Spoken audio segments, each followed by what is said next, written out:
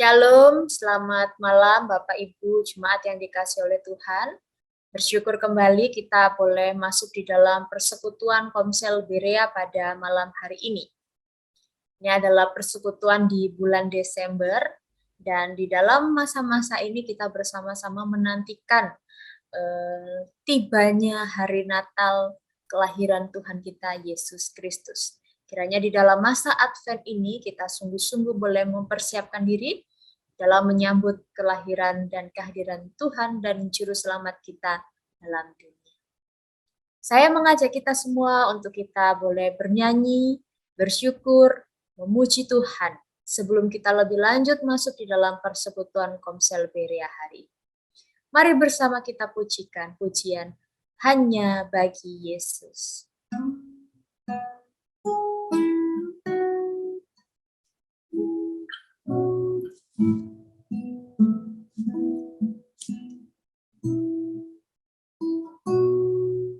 Oh, alangkah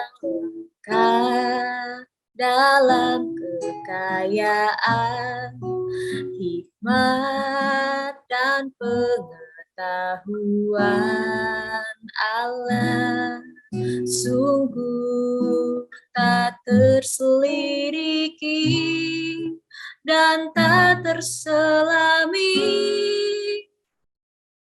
keputusan dan jalannya, sebab segala sesuatu adalah dari Dia dan oleh Dia, kepada Dia, bagi Dia kemuliaan sampai selamanya. Hanya Engkau Yesusku. Sekali lagi kita pujikan. Oh, alangkah dalam kekayaan.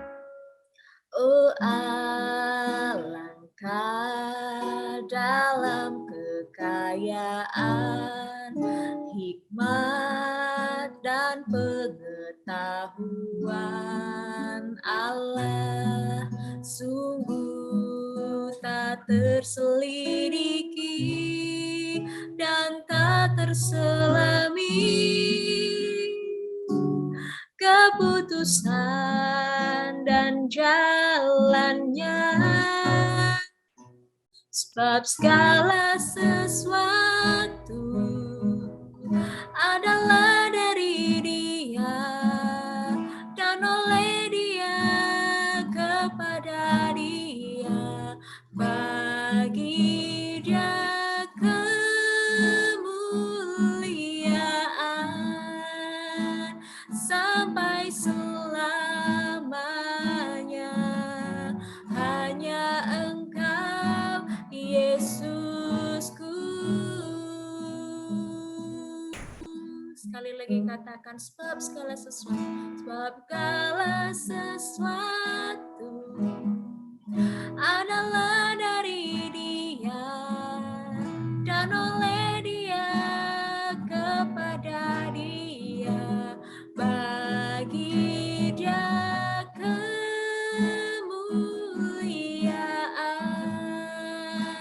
sampai selamanya. Hanya Engkau Yesusku. Sampai selama-lamanya Dia adalah Yesus, Tuhan dan Juru Selamat kita. Baik Bapak Ibu yang dikasihi oleh Tuhan, kita akan bersama-sama memasuki persekutuan dan juga perenungan firman Tuhan pada malam hari ini. Saya mengajak kita semua untuk kita bersatu di dalam doa. Ya Tuhan Allah Bapa kami yang bertata dalam kerajaan surga, sungguh kami bersyukur pada malam hari ini Tuhan menolong setiap kami di dalam menjalani seluruh kegiatan, aktivitas kami. Tuhan Kau menyertai kami dan pada malam hari ini kami boleh kembali bersama-sama belajar kebenaran firman Tuhan. merenungkan kebenaran firman Tuhan. Berdoa Tuhan pimpin sepanjang persekutuan kami, juga di dalam waktu perenungan firman Tuhan. Kuasailah setiap hati dan pikiran kami. Terima kasih ya Tuhan. Kami berdoa kiranya sepanjang persekutuan ini kami boleh sungguh-sungguh memberikan waktu kami dan memberikan diri kami di hadapan Tuhan. Di dalam nama Tuhan kami Yesus Kristus kami berdoa dan kami bersyukur. Haleluya. Amin. Perenungan kita pada hari ini telah sampai di dalam Amsal pasal 8, ayatnya yang pertama sampai ayatnya yang ke-36. Amsal pasal 8 ayat pertama sampai ayat ke-36. Saya akan membacakan bagi kita semua perikop ini. Silakan Bapak Ibu jemaat di rumah di tempat masing-masing juga boleh bersama-sama membaca dengan saya dan memperhatikannya. Wejangan hikmat. Bukankah hikmat berseru-seru dan kepandaian memperdengarkan suaranya di atas tempat-tempat yang tinggi di tepi jalan? Di persimpangan jalan-jalan di sanalah ia berdiri. Di samping pintu-pintu gerbang di depan kota pada jalan masuk ia berseru dengan nyaring. Hai para pria, kepadamulah aku berseru. Kepada anak-anak manusia kutunjukkan suaraku. Hai orang yang tak berpengalaman, tuntutlah kecerdasan. Hai orang bebal, mengertilah dalam hatimu. Dengarlah, karena aku akan mengatakan perkara-perkara yang dalam dan akan membuka bibirku tentang perkara-perkara yang tepat. Karena lidahku mengatakan kebenaran dan kefasikan adalah kekejian bagi bibirku. Segala perkataan mulutku adalah adil, tidak ada yang belat-belit atau serong. Semuanya itu jelas bagi yang cerdas, lurus bagi yang berpengetahuan. Terimalah didikanku lebih daripada perak, dan pengetahuan lebih daripada emas pilihan. Karena hikmat lebih berharga daripada permata, apapun yang diinginkan orang tidak dapat menyamainya. Aku, hikmat, tinggal bersama-sama dengan kecerdasan, dan aku mendapat pengetahuan dan kebijaksanaan. Takut akan Tuhan ialah membenci kejahatan. Aku benci kepada kesombongan, kecongkakan, tingkah laku yang jahat, dan mulut penuh tipu muslihat. Padaku ada nasihat dan pertimbangan, akulah pengertian, padakulah kekuatan. Karena aku, para raja memerintah, dan para pembesar menetapkan keadilan. Karena aku, para pembesar berkuasa, juga para bangsawan dan semua hakim di bumi. Aku mengasihi orang yang mengasihi aku, dan orang yang tekun mencari aku akan mendapatkan daku. Kekayaan dan kehormatan ada padaku, juga harta yang tetap dan keadilan. Buahku lebih berharga daripada emas, bahkan daripada emas tua. Hasilku lebih daripada perak pilihan. Aku berjalan pada jalan kebenaran di tengah-tengah jalan keadilan, supaya kuwariskan harta kepada yang mengasihi aku, dan kuisi penuh perbendaharaan mereka. Tuhan telah menciptakan aku sebagai permulaan pekerjaannya, sebagai perbuatannya yang pertama-tama dahulu kala. Sesudah pada zaman purbakala aku dibentuk, pada mula pertama sebelum bumi ada, sebelum air samudera raya ada, aku telah lahir. Sebelum ada sumber-sumber yang syarat dengan air. Sebelum gunung-gunung tertanam dan lebih dahulu daripada bukit-bukit aku telah lahir. Sebelum ia membuat bumi dengan padang-padangnya atau debu dataran yang pertama. Ketika ia mempersiapkan langit, aku di sana. Ketika ia menggaris kaki langit pada permukaan air samudera raya, ketika ia menetapkan awan-awan di atas dan mata air samudera raya meluap dengan deras. Ketika ia menentukan batas kepada laut supaya air jangan melanggar titahnya, dan ketika ia menetapkan dasar-dasar bumi, aku ada sertanya sebagai anak kesayangan. Setiap hari aku menjadi kesenangannya dan senantiasa bermain-main di hadapannya. Aku bermain-main di atas muka buminya dan anak-anak manusia menjadi kesenanganku. Oleh sebab itu, hai anak-anak, dengarkanlah aku. Karena berbahagialah mereka yang memelihara jalan-jalanku. Dengarkanlah didikan, maka kamu akan menjadi bijak, janganlah mengabaikannya. Berbahagialah orang yang mendengarkan daku, yang setiap hari menunggu pada pintuku, yang menjaga tiang pintu gerbangku. Karena siapa mendapatkan aku mendapatkan hidup, dan Tuhan berkenan akan dia. Tetapi siapa tidak mendapatkan aku merugikan dirinya. Semua orang yang membenci aku mencintai maut. Demikian jauh dan demikian panjang pembacaan perenungan yang menjadi dasar perenungan kita pada malam hari ini.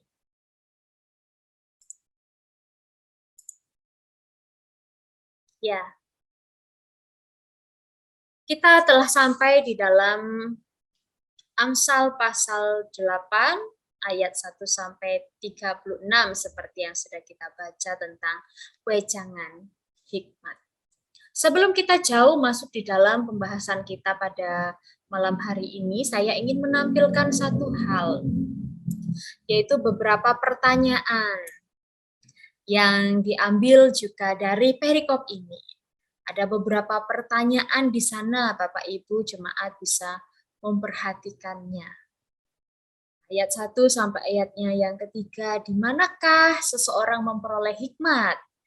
Kemudian ayat 4 sampai 5, kepada siapakah hikmat diserukan? Ayat 6 sampai 9, hal penting apa yang disampaikan oleh hikmat? Ayat 10 sampai 11, seperti apa nilai daripada hikmat? Ayat 12 sampai 13, apa rahasia untuk memperoleh hikmat? Ayat 14 sampai 21, apa keistimewaan hikmat? Ayat 22 sampai 31, kapankah hikmat itu dibentuk? Ayat 32 sampai 36, apa perbedaan dari orang yang mencari hikmat dan yang menolaknya? Bapak Ibu bisa sembari sekali lagi di rumah begitu ya, di tempat masing-masing untuk boleh memperhatikan bagian-bagian ini. Ya, Bapak Ibu Saudara yang dikasih oleh Tuhan, berbicara tentang hikmat begitu ya. Hikmat itu adalah sesuatu yang diberikan Tuhan kepada manusia. Kalau kita pada saat ini, setiap manusia itu kan diberikan akal budi, yaitu akal budi yang baik untuk bisa berpikir, untuk bisa menimbang-nimbang segala sesuatu, mengambil keputusan, dan di dalam segala hal untuk bisa berpikir dengan baik begitu.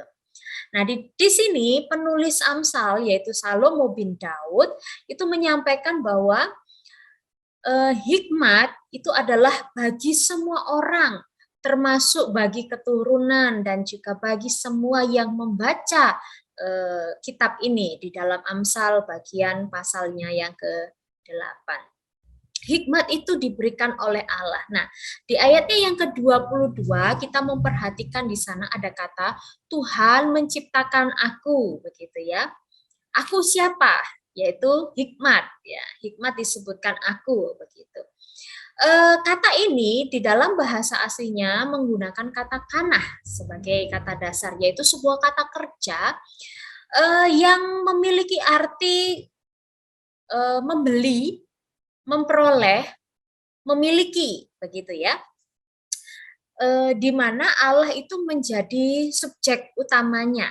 Nah, sehingga kata menciptakan aku ini menjadi sedikit kontroversi begitu ya. Ada orang yang mengatakan bahwa aku yang disebutkan di dalam bagian ini itu adalah merujuk kepada Yesus Kristus, sehingga muncullah pertanyaan, Yesus Kristus diciptakan, apakah Yesus Kristus diciptakan?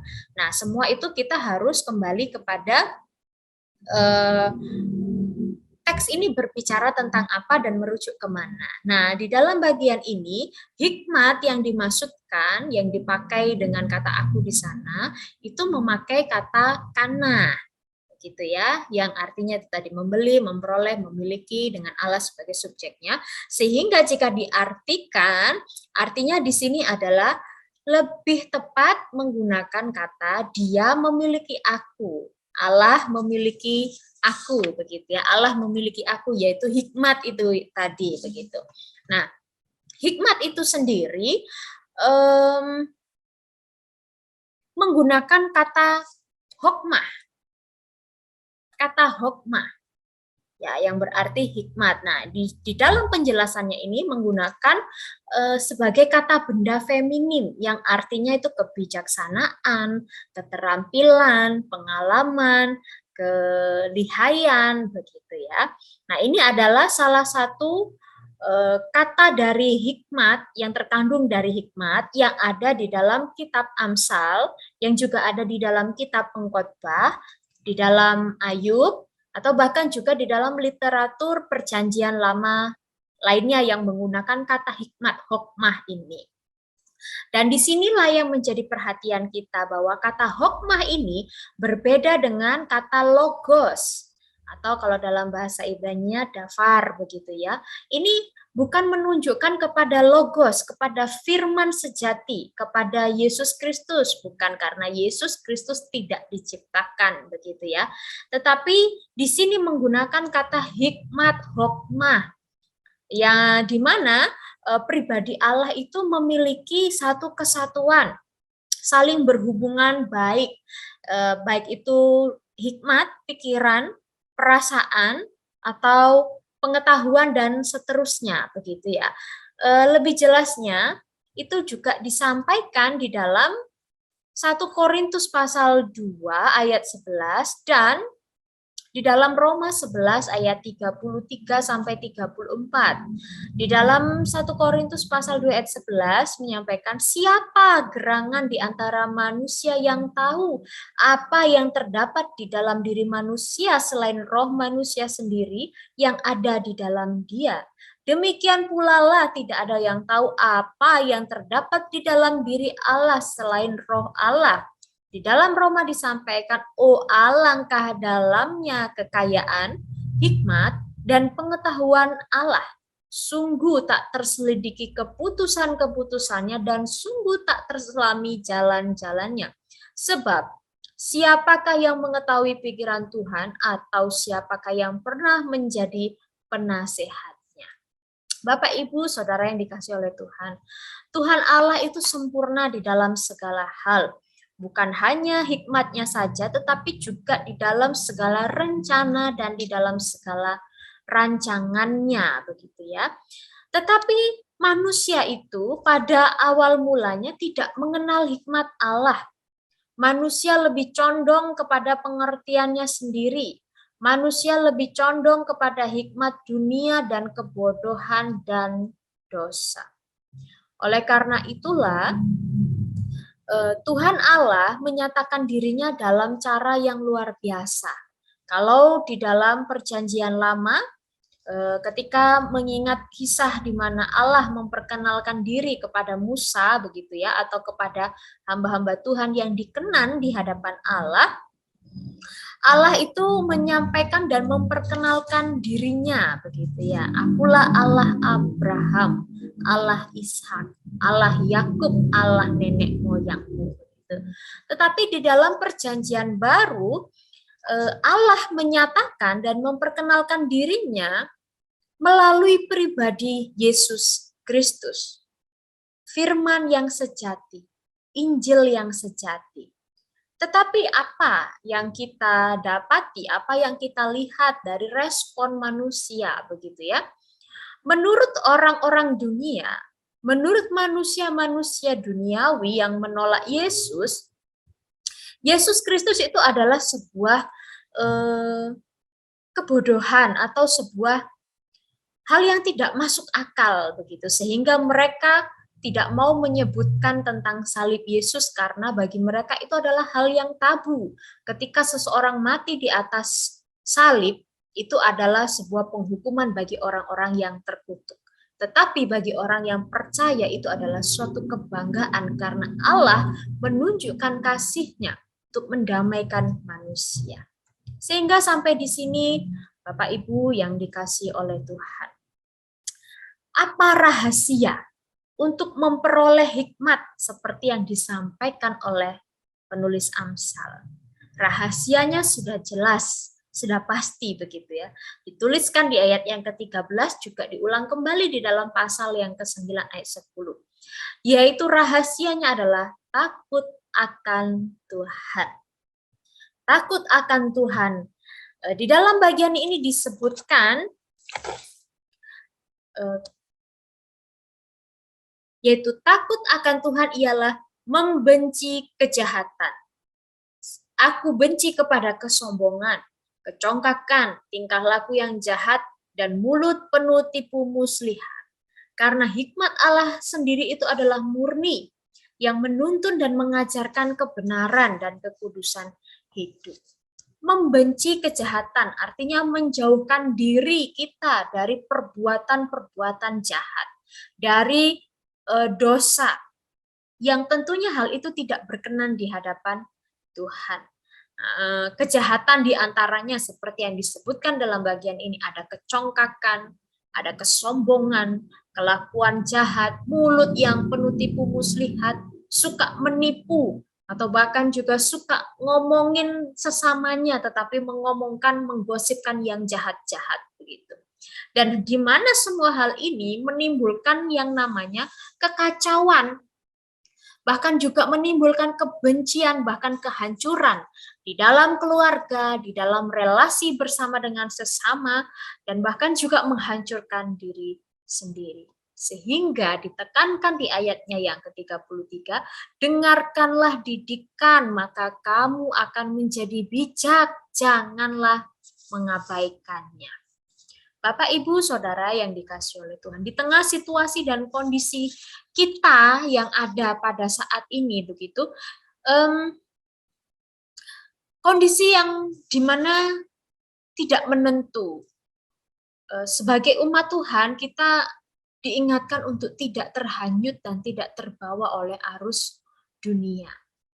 Ada orang-orang yang sudah merasa bahwa kehidupannya itu sudah tidak membutuhkan Tuhan.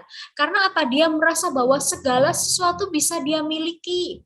Segala sesuatu bisa dia capai, bisa dia beli, begitu. Sehingga tidak memerlukan lagi yang namanya Tuhan atau agama atau kepercayaan di dalam kehidupannya. Karena apa? Semua hal yang ada di dalam dunia dia bisa peroleh. Dia bisa miliki. Sehingga pada era ini kita diperhadapkan pada egoisme yang tinggi. Kalau kita membaca berita begitu ya, beberapa waktu lalu saya sempat membaca berita, ada sudah beberapa negara-negara yang hidup individual, tidak membutuhkan orang lain, tidak mengenal Tuhan dan memang tidak mau mengenal Tuhan karena merasa semua bisa dia lakukan, sehingga pun juga ada negara-negara yang menolak pernikahan atau menolak untuk memiliki keturunan. Kita diperhadapkan di dalam situasi dan kondisi yang tidak menentu. Jika dengan situasi yang seperti ini kita tidak memiliki hati yang bijaksana, dan tidak meminta hikmat yang berasal daripada Tuhan untuk menuntun kita, membimbing kita, maka kita akan menjadi pribadi yang mudah kecewa, mudah sakit hati, mudah putus asa, bahkan mungkin mudah marah. Karena apa? Kita masih dituntun oleh nafsu kedagingan kita. Oleh karenanya penting sekali bagi setiap kita, seperti yang disampaikan di ayat 33, pentingnya mendengar didikan dan memiliki hikmat, meminta hikmat kepada Tuhan. Bapak Ibu, kita tahu bahwa Raja Salomo itu adalah raja yang terkenal dengan hikmat dan kebijaksanaannya, bahkan sampai negara-negara, bahkan dikatakan juga ada ratu begitu ya. Itu penasaran seperti apa hikmat yang dimiliki oleh Raja Salomo ini. Di mana kira-kira Salomo mendapatkan hikmat itu? Di mana? Disampaikan di sana bahwa dia memiliki hubungan yang karib dengan Tuhan. Hubungan yang erat dengan Tuhan. Takut akan Tuhan hidupnya seperti jalan kehidupan bapaknya, yaitu Raja Daud. Kebijaksanaan yang sejati itu tidak didapatkan dari ketika kita membaca buku pengetahuan, membaca buku-buku filsafat, atau karangan-karangan manusia. Mungkin ada nasihat-nasihat baik yang kita temui, tetapi ketika hidup kita takut akan Tuhan, Ketika kita mencintai firman Tuhan dan merenungkannya dalam kehidupan kita, maka Tuhan akan memberikan hikmat yang berasal daripadanya, bukan berasal daripada dunia. Kita melihat bahwa ketika Salomo memiliki hubungan erat dengan Tuhan, hidup takut akan Tuhan, Tuhan memberikan hikmat yang luar biasa. Tetapi ketika dia menyimpang oleh karena pengaruh daripada istri-istri yang dicintainya, maka saat itulah Salomo sedang menuju kepada kehancuran. Tetapi dia kembali diingatkan akan relasinya bersama dengan Tuhan. Sehingga di dalam bagian perenungan kita pada malam hari ini, apa yang bisa kita renungkan? Saya ingin mengajak kita merenungkan dua hal penting dari Amsal pasal 8. Hal penting yang pertama adalah betapa pentingnya kita meminta hikmat kepada Tuhan. Mengapa kita perlu meminta hikmat kepada Tuhan? Mengapa? Disampaikan di sana karena hikmat itu nilainya lebih daripada permata, lebih daripada apapun yang diinginkan oleh manusia. Jikalau tidak ada hikmat yang berasal daripada Tuhan dalam kehidupan kita, mungkin kita akan menjadi orang yang tamak, rakus, serakah, jahat, karena tidak ada pengendalian diri. Penulis menjelaskan mengapa nilainya melebihi segala benda yang berharga, melebihi daripada emas, perak, permata, begitu bahkan segala harta. Ayat 15 sampai 19 di sana menyampaikan bahwa hikmat Tuhan itu menjadikan pemerintah, pembesar, pemimpin, bahkan hakim itu memerintah dengan penuh keadilan, bukan meraup keuntungan untuk keuntungan pribadinya, bukan merugikan orang lain, tetapi memerintah dan menjabat dengan keadilan. Jika seandainya pembesar atau bahkan hakim atau bahkan pemimpin, semua yang ada di negeri kita atau di seluruh negeri memiliki hikmat yang berasal daripada Tuhan. Oh, betapa dan alangkah indahnya di mana kebijaksanaan dan keadilan itu dapat ditegakkan. Bagaimana cara mendapatkannya? Hidup takut akan Tuhan. Yang pertama adalah hidup mengasihi Tuhan. Membangun kehidupan cinta akan Tuhan. Mengasihi Tuhan dengan sepenuh hati. Takut akan Tuhan. Hidup berkenan di hadapan Tuhan. Melakukan apa yang Tuhan kehendaki. Yang kedua adalah bertekun mencari, setia mencari. Di mana? Di dalam bimbingan firman Tuhan. Di dalam doa dengan seruan yang tak putus-putusnya. Tidak hanya hari ini berdoa, kemudian besok tidak berdoa lagi karena merasa masih belum mendapat hikmat Tuhan. Tetapi terus setia mencari di dalam doa dan di dalam bimbingan firman. Terus belajar. Kalau hari ini kita melakukan kesalahan dan mungkin hari ini kita kurang berhikmat, besok mau belajar lagi dari kesalahan kita hari ini. Terus membangun kehidupan cinta akan Tuhan, tekun setia mencari di dalam doa dan bimbingan firman, dan terus belajar. Yang kedua, pentingnya menggunakan hikmat yang berasal daripada Tuhan. Ayat yang ke-14 dan ayat yang ke-20 disampaikan, padaku ada nasihat dan pertimbangan, akulah pengertian, padakulah kekuatan, aku berjalan pada jalan kebenaran di tengah-tengah jalan keadilan. Bapak, Ibu, Saudara yang dikasihi oleh Tuhan, mungkin kita pernah melihat atau kita pernah mengalami secara pribadi, ada orang-orang atau bahkan kita juga melakukan kesalahan yang membuat mungkin timbulnya persoalan atau mungkin juga penderitaan. Itu semua diakibatkan dari mungkin kita tergesa-gesa ketika mengambil keputusan. Kita keliru di dalam mengambil keputusan, tanpa pikir panjang kita mengambil keputusan. Ketika seseorang tidak sungguh-sungguh menggunakan dan mencari hikmat yang dari Tuhan, atau di dalam memutuskan sesuatu, maka kemudian hari kita bisa menanggung konsekuensi daripada ketidakbijaksanaan tersebut. Misalkan dalam contoh sederhananya dalam hal makanan, kita tahu bahwa ketika misalkan makan daging merah berlebihan bisa mengakibatkan kolesterol atau mungkin lemak menumpuk dalam tubuh. Tapi kita masih saja terus makan karena kita suka, sehingga di kemudian hari kita menyesal karena mungkin kita kena kolesterol atau sakit yang lain yang diakibatkan dari penumpukan lemak di dalam tubuh kita. Itu adalah akibat dari ketidakbijaksanaan. Karena kita sudah tahu tetapi kita masih saja melakukan kesalahan. Itu sebagai contoh sederhana dan praktis. Mungkin di dalam hal-hal lainnya mengambil keputusan, di dalam musyawarah, di dalam keluarga, dan di dalam sebagainya. Mari bersama-sama kita menggunakan dan memakai hikmat yang berasal daripada Tuhan. Dalam bagian ini terkhususnya pasal 8, Amsal banyak sekali menasihatkan betapa pentingnya berhikmat. Hikmat merupakan suatu keterampilan hati yang berasal dan diberikan oleh Tuhan dalam segala situasi, dalam mengambil keputusan berdasarkan pengetahuan, kecerdasan, dan sikap untuk menghormati Tuhan. Ada di dalam ayat 7, 9 sampai 10, 12 sampai 14. Orang yang berhikmat akan disebut berbahagia, memiliki kehormatan, bahkan kehidupan yang menyenangkan Tuhan, dan bahkan menjadi berkat bagi sesama.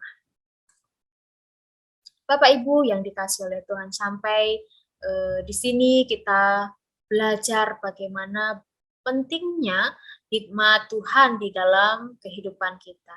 Sekalipun kita saat ini bukan pemimpin, sekalipun kita pada saat ini bukan pemerintah yang memiliki jabatan tinggi, tetapi di dalam keluarga, di dalam komunitas, di dalam kehidupan sehari-hari, penting sekali kita meminta dan menggunakan hikmat yang berasal daripada Tuhan. Ada seorang yang bernama Malcolm Magirage, begitu ya. Dia adalah seorang wartawan.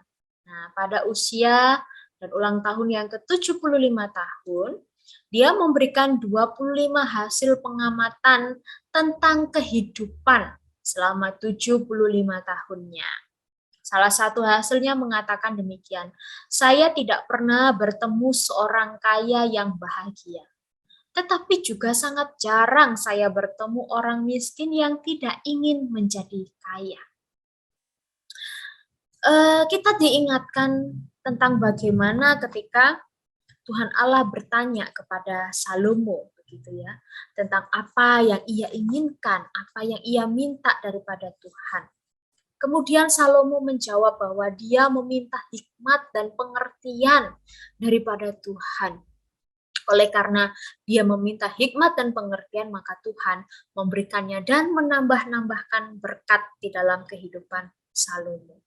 Salomo tahu bahwa sekalipun dia memiliki harta yang banyak, begitu ya, konon katanya harta Salomo jika dikumpulkan itu bisa bernilai lebih dari 2 triliun dolar Amerika Serikat. Kita tidak bisa membayangkan seberapa banyaknya itu. Tetapi sekalipun ia memiliki kekayaan yang sangat banyak, Salomo sadar bahwa harta itu memiliki banyak sekali keterbatasan.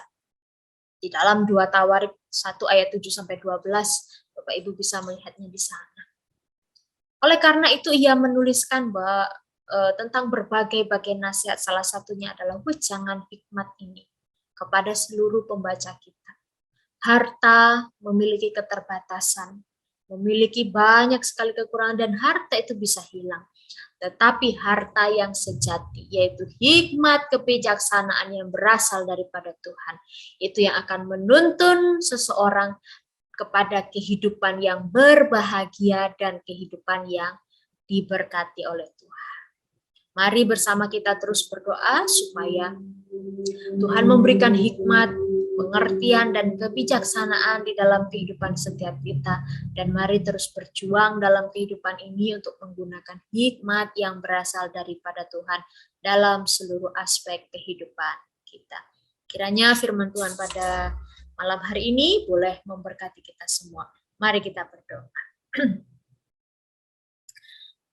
Tuhan Allah Bapa kami yang bertata dalam kerajaan surga, kami bersyukur dalam sepanjang waktu ini Tuhan boleh menolong dan memimpin perenungan firman pada malam hari ini. Kami berdoa supaya kiranya setiap kami sungguh-sungguh mengalami lawatan yang daripada Tuhan. Ajari kami untuk kami terus bertekun di dalam kehidupan kami sebagai murid-murid Kristus. Dan kami berdoa Tuhan, kiranya Tuhan menganugerahkan kepada kami hikmat kebijaksanaan yang berasal daripada Tuhan. Untuk kami boleh menjalani dan memakainya di dalam seluruh aspek kehidupan kami hari lepas hari. Terpujilah namamu ya Bapa, dalam nama Tuhan Yesus Kristus kami berdoa dan bersyukur. Haleluya. Amin. Kita akan bersama-sama berdoa dengan beberapa pokok doa syafaat. Yang pertama, mari kita berdoa untuk saudara dan saudari kita yang kita tahu yang dimana beberapa waktu ini mengalami bencana alam erupsi daripada Gunung Semeru.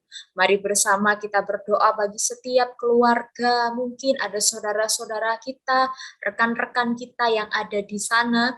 Kita berdoa supaya kiranya setiap mereka boleh mengalami lawatan yang daripada Tuhan. Kita juga berdoa untuk para pemerintah yang sedang berupaya dan berusaha untuk menyalurkan bantuan, baik itu tenaga medis, bantuan makanan, pengobatan, dan juga mungkin tempat tinggal untuk sementara waktu. Kita berdoa supaya Tuhan menolong dan menyertai setiap hal yang sedang diupayakan oleh para pemerintah setempat. Mari bersama kita bersatu di dalam doa. Ya Tuhan Allah Bapa kami, pada malam hari ini kami berdoa untuk bangsa dan negara kami. Berdoa supaya kiranya Indonesia mengalami lawatan yang daripada Tuhan. Berdoa supaya kiranya para pemimpin negeri ini boleh mengerjakan tanggung jawab mereka masing-masing, tentunya di dalam pertolongan Tuhan. Dan mereka mendapat pimpinan dan hikmat yang berasal daripada Tuhan. Kami juga teringat untuk saudara-saudari kami yang ada di daerah Lumajang dan sekitarnya yang mengalami dampak daripada bencana alam erupsi Gunung Semeru. Tuhan, mungkin pada saat ini setiap mereka merasakan dan mengalami penderitaan. Ada dari setiap mereka yang mengalami luka-luka, bahkan harus kehilangan orang-orang yang dikasihi. Mereka juga harus kehilangan segala harta milik mereka. Kami berdoa Tuhan, lawatlah hati setiap mereka, berikan penghiburan dan kekuatan bagi setiap mereka. Biarlah saudara dan saudari kami tetap memandang kepada Tuhan, berharap kepada Tuhan bahwa hanya Engkaulah satu-satunya penolong yang sejati. Kami juga berdoa terkhususnya untuk orang-orang percaya yang Tuhan tempatkan di daerah tersebut, yang juga mungkin mengalami hal yang sama.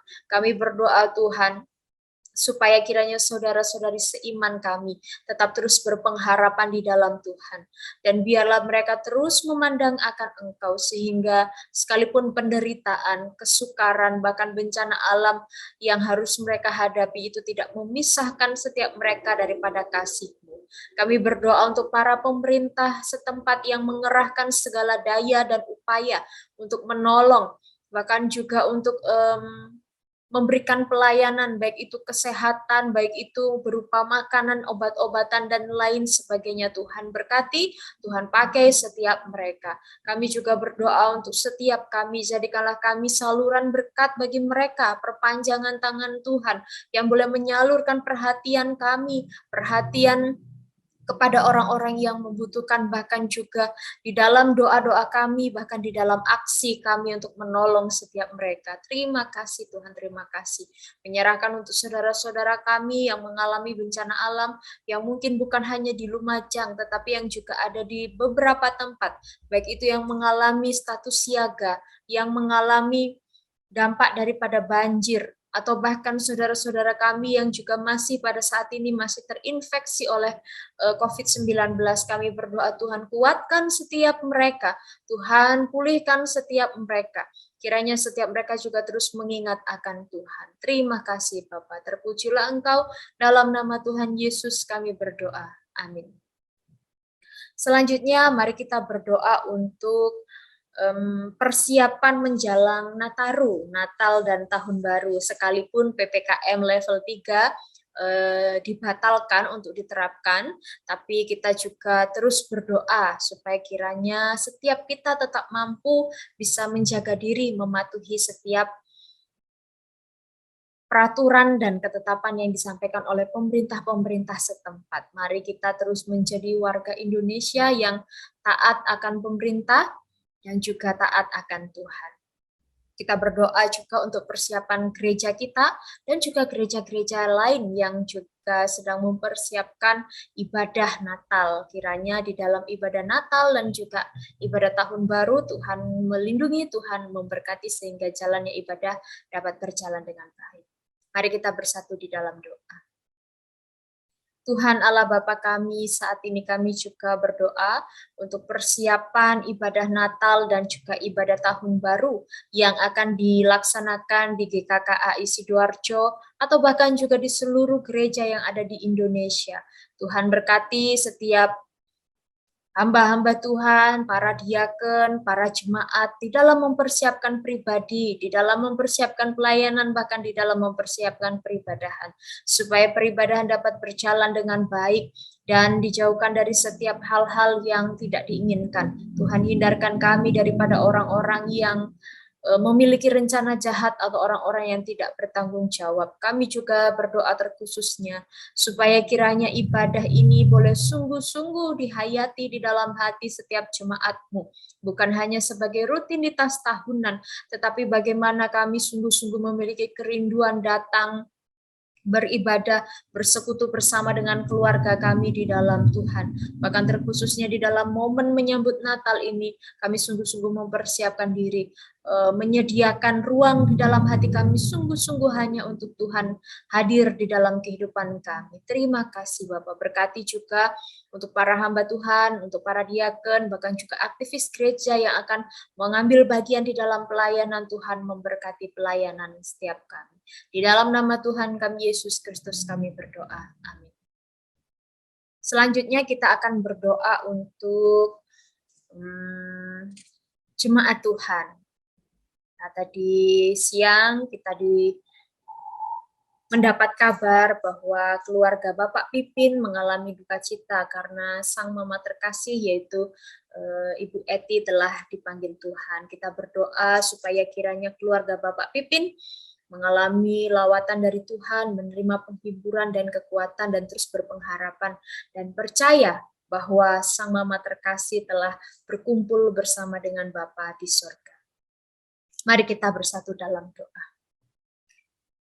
Tuhan Allah Bapa kami, pada saat ini kami juga datang di hadapan Tuhan, mengingat untuk setiap jemaat Tuhan, mengingat untuk setiap saudara-saudari seiman kami yang ada di tempat ini. Terkhususnya untuk keluarga dari Bapak Pipin yang mengalami kehilangan oleh karena meninggalnya mama terkasih almarhum Ibu Eti. Kami berdoa Tuhan supaya di dalam momen-momen ini keluarga tetap mengalami lawatan dan penghiburan yang berasal daripada Engkau. Keluarga tetap berpengharapan di dalam Engkau dan terus melihat bahwa Engkaulah satu-satunya jalan menuju kehidupan yang kekal. Dan kami percaya almarhumah Ibu Eti sudah bersama-sama dengan Tuhan, bersukacita bersama dengan Tuhan dan mengalami hidup kekal bersama dengan Tuhan. Kami berdoa untuk setiap keluarga yang masih ada yang ditinggalkan di dalam dunia ini terus mengalami lawatan akan Tuhan sehingga hari demi hari dapat menjalani kehidupannya dengan terus berjuang hidup di dalam Tuhan.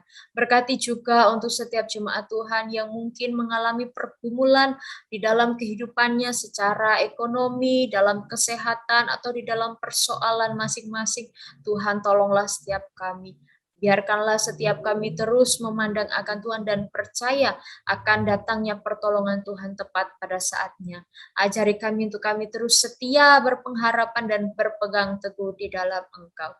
Terpujilah Engkau ya Bapa. Dalam nama Tuhan Yesus kami berdoa. Amin. Terakhir kita akan bersama-sama berdoa untuk persekutuan daripada Komsel Berea ini. Kita berdoa supaya kiranya Tuhan menolong setiap anggota Berea yang ada di dalamnya, supaya terus mengalami pertumbuhan di dalam iman kerohanian, juga untuk setiap jemaat lainnya supaya memiliki kerinduan juga untuk bersama-sama belajar kebenaran firman Tuhan dalam Komsel Berea. Mari kita bersatu dalam doa. Tuhan, saat ini kami juga menyerahkan untuk Komsel Berea di dalam pertolongan dan pemeliharaan-Mu. Sampai hari ini kami bersyukur karena Tuhan menyertai perjalanan Komsel Berea. Kami terus berdoa untuk setiap anggota yang ada di dalamnya, supaya kiranya terus mengalami kerinduan dan kecintaan belajar akan firman Tuhan. Juga untuk setiap jemaat-jemaat lainnya, kiranya juga memiliki kerinduan yang sama untuk bergabung di dalam persekutuan Berea, bersama-sama belajar kebenaran firman Tuhan dan saling melayani satu sama lainnya. Terima kasih Bapak, inilah doa dan syukur kami. Di dalam nama Tuhan kami Yesus Kristus kami berdoa. Amin. Kita akan bersama-sama mengakhiri dan menutup persekutuan kita pada malam hari ini. Sebelum kita masuk di dalam doa penutup, kita akan bersama-sama memuji Tuhan. Bapa, terima kasih.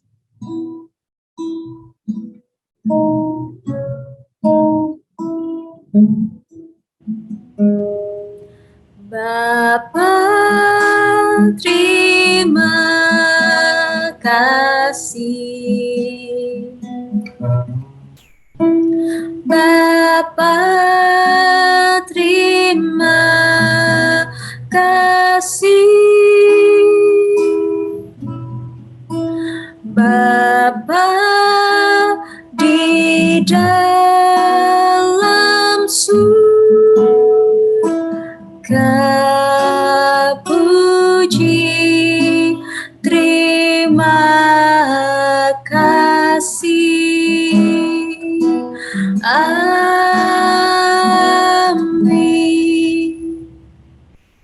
Mari kita bersatu di dalam doa menutup persekutuan pada malam hari ini. Sekali lagi kami mengucap syukur di hadapan-Mu ya Tuhan, oleh karena kebaikan dan kemurahan-Mu kepada setiap kami, juga di dalam pimpinan-Mu sepanjang persekutuan kami.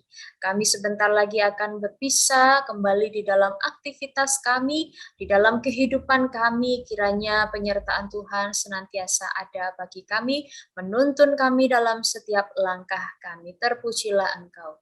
Mari bersama-sama Bapak Ibu Jemaat kita memohonkan berkat yang berasal daripada Tuhan.